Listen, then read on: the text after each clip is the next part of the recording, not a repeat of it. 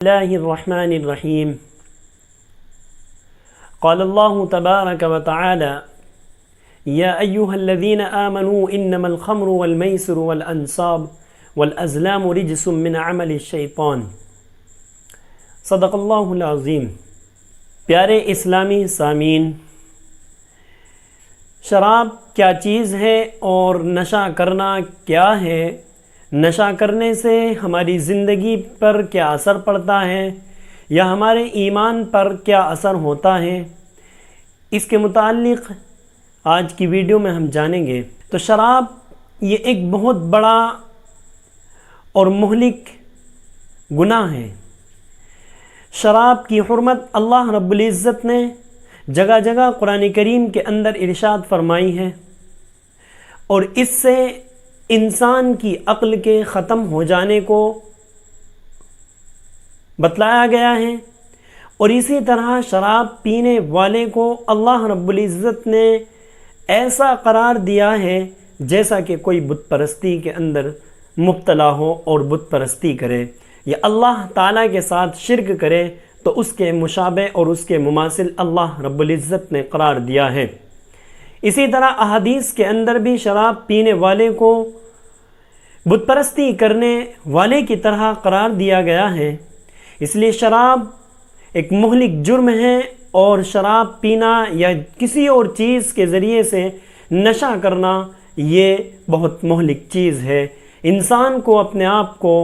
اور اپنے اہل و عیال کو، اپنے گھر والوں کو اس سے ضرور بچانا چاہیے۔ اللہ رب العزت نے انسان کے جسم کے اندر جو سب سے زیادہ محتم بالشان اور جو سب سے زیادہ عقل اور شعور والی چیز عطا فرمائی ہے وہ عقل ہے، اور عقل کے ذریعے سے انسان تمام چیزوں کے امتیازات اور تمام چیزوں کے اندر فرق کرتا ہے، اور انسان کے تمام اعضاء کو اللہ رب العزت نے اسی عقل کے تابع بنایا ہے۔ چنانچہ جہاں یہ عقل انسان کو کام کرنے کو اچھا کہتی ہے تو انسان وہ کام کرتا ہے۔ اگر عقل انسان کی یہ کہتی ہے کہ یہ کام اچھا ہے، اس کی طرف قدم بڑھانا چاہیے، تو انسان اس کی طرف قدم بڑھا دیتا ہے۔ اگر انسان کی عقل یہ کہتی ہے کہ یہ کام برا ہے، اس سے بچنا چاہیے، تو انسان اس کام سے رک جاتا ہے اور اس کی طرف اپنا قدم یا اپنا ہاتھ نہیں بڑھاتا ہے۔ لیکن یہی عقل جب انسان شراب پی لیتا ہے یا کوئی اور نشہ ور چیز استعمال کر لیتا ہے تو یہ عقل اپنا شعور کھو دیتی ہے، اور اس عقل کے ذریعے سے انسان پھر اچھے اور برے کی تمیز نہیں کر سکتا۔ انسان کو خیر اور شر کا جب اس کے اوپر نشے کا بھوت سوار ہو جائے تو اس کو پتہ نہیں چل سکتا کہ میں اچھا کام کر رہا ہوں یا برا کام کر رہا ہوں، کیونکہ انسان کی عقل نشہ آور چیز کے استعمال سے بالکل ختم ہو جاتی ہے، اور عقل اپنا شعور کھو دیتی ہے، اور پھر انسان اپنے شعور کو بھول جاتا ہے۔ میں آپ کو شراب کے سلسلے میں ایک حدیث بتاتا چلتا ہوں۔ حضرت عمر رضی اللہ تعالیٰ عنہ اور حضرت معاذ بن جبل رضی اللہ تعالیٰ عنہما دونوں کے دونوں شراب کی حرمت کے سلسلے میں بڑے حساس تھے، اور ان کو یہ فکر رہتی تھی کہ کب شراب کی حرمت آپ علیہ السلام ہمارے سامنے بیان کر دیں۔ چنانچہ اسی سلسلے کو لے کر دونوں کے دونوں حضرات حضور اکرم صلی اللہ علیہ وسلم کی خدمت میں آ پہنچے۔ انہوں نے شراب کے بارے میں آپ سے ذکر کیا تو اللہ رب العزت نے رفتہ رفتہ شراب کی حرمت بیان کی۔ شراب کی حرمت اس طرح بیان کی کہ سب سے پہلے اللہ رب العزت نے اس شراب کو گندا عمل بتلایا، اور اس کو ایک بڑا گناہ بتلایا، اور اس کو شیطانی عمل قرار دیا۔ پھر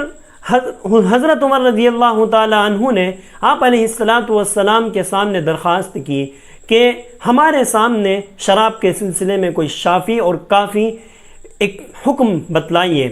تو حضرت عمر رضی اللہ تعالیٰ عنہ کا یہ ارشاد تھا۔ پھر اللہ رب العزت نے ایک تیسری آیت نازل فرمائی جس میں گناہ زیادہ بتلایا گیا ہے شراب کے پینے کا۔ پھر اللہ رب العزت نے چوتھی آیت نازل فرمائی جس میں قطعی طور پر یہ حکم نازل کر دیا گیا کہ اب شراب حرام ہو چکی ہے۔ اور آپ علیہ الصلاۃ والسلام خطبہ دینے کے لیے ممبر پر تشریف فرما ہوئے، اور پھر آپ نے خطبہ دیا اور یہ آیت لوگوں کو پڑھ کر سنائی، یا ایھا الذین آمنوا انما الخمر والمیسر والانصاب والازلام رجس من عمل الشیطان فاجتنبوہ لعلکم تفلحون۔ اس آیت کے اندر اللہ رب العزت نے شراب کی حرمت بیان کرنے کے ساتھ ساتھ اس میں جو جرائم ہیں اور جن جرائم کا انسان ارتکاب کر سکتا ہے ان سب کو بھی بیان کیا ہے، اور قطعی طور پر اس شراب کی نحوست سے انسان کو بچنے کا حکم فرمایا ہے۔ چنانچہ سب سے پہلے تو اللہ رب العزت نے شراب پینے کو ایک برا عمل بتلایا اور اس کو جو ہے شیطانی عمل قرار دیا، رجس من عمل الشیطان، اور پھر اس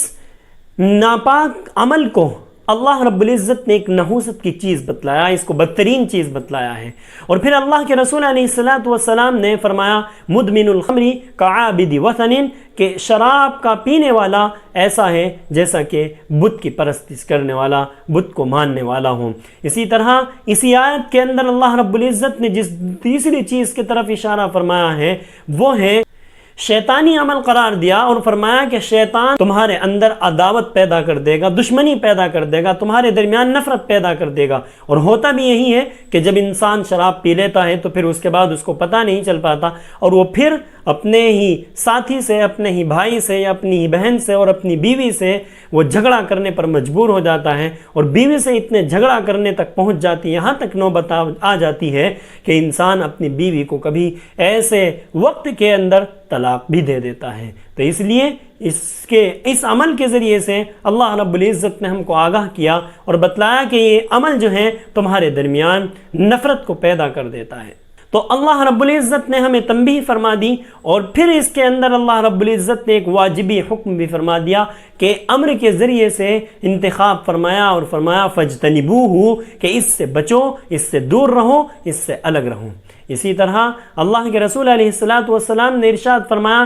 کہ جو شراب پیتا ہے تو وہ اس حالت میں شراب پیتا ہے کہ اس کی اندر سے اللہ رب العزت ایمان کو نکال لیتا ہے۔ اسی طرح ایک دوسری حدیث کے اندر بھی اللہ کے رسول نے ارشاد فرمایا کہ جو شراب کا عادی ہوتا ہے تو اللہ رب العزت اس کے اندر سے ایمان اس طرح سے نکال لیتا ہے کہ جس طرح سے ہم میں سے کوئی اپنی قمیص نکال کر اپنے سر سے اتار کر کے رکھ دیتا ہے، اسی طرح اللہ رب العزت اس کے دل سے اور اس کے جسم سے ایمان کو نکال لیتا ہے۔ ایک اور حدیث میں آپ کے سامنے ذکر کر دوں کہ جس کے اندر اللہ کے رسول علیہ الصلاۃ والسلام نے اس کو شیطان کا عمل بتلایا، وہ کیا ہے؟ وہ حدیث یہ ہے کہ اللہ کے رسول علیہ الصلاۃ والسلام نے ارشاد فرمایا کہ جب تک انسان شراب نہیں پیتا تو انسان اسلام کے پردے میں رہتا ہے، لیکن جیسے ہی وہ شراب پی لیتا ہے اور شراب کا مٹکا اس کے ہاتھ میں آ جاتا ہے تو اللہ رب العزت اس سے ایمان کو ختم کر دیتے ہیں، اور پھر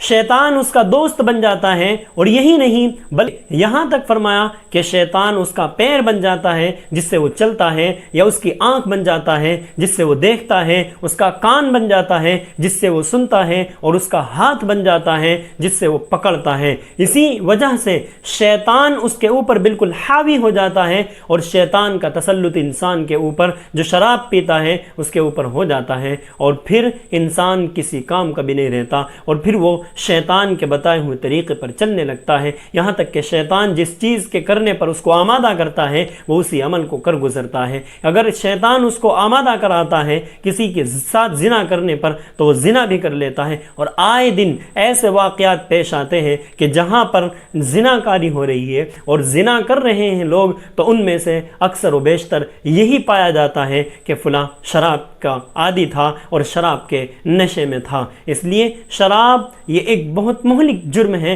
اور مہلک بیماری ہے، اس سے اپنے آپ کو بچانا بہت ضروری ہے۔ اسی طرح اللہ کے رسول علیہ الصلاۃ والسلام نے ارشاد فرمایا کہ جو شراب پیتا رہتا ہے اور اس نے توبہ نہ کی، اسی حالت میں اس کی وفات ہو گئی، اسی حالت میں اس کو موت آ گئی، تو فرمایا اللہ کے رسول نے کہ وہ ایسا مرتا ہے، اس کی وفات ایسی حالت میں ہوتی ہے جیسا کہ کوئی بت کی پرستش کرنے والا ہوتا ہے، کہ وہ شرک کی حالت میں مرتا ہے، وہ کفر کی حالت میں مرتا ہے۔ اسی طرح شراب کا جو عادی ہوتا ہے وہ بھی شرک اور کفر کی حالت میں مرتا ہے۔ اس لیے اپنے آپ کو اس مہلک جرم سے بچانا ہمارے لیے بہت ضروری ہے، ورنہ ہمارا کب ایمان ہم سے سلب کر لیا جائے اور ہمارا ایمان ختم ہو جائے ہمیں پتہ نہیں چلے گا۔ اپنے آپ کو اس مہلک بیماری سے اور اس مہلک جرم سے بچانا ہے، اپنے آپ کو بھی بچانا ہے اور اپنے اہل و عیال کو، اپنے یار دوستوں کو، سبھی کو اس مہلک جرم سے بہت زیادہ بچانے کی ہمیں کوشش بھی کرنی ہے۔ اگر آپ کو یہ ویڈیو پسند آئی ہو تو صدقہ جاریہ کے طور پر اس کو شیئر کریں تاکہ کوئی ہمارے ایک عمل سے اپنی شراب کے عادی ہو۔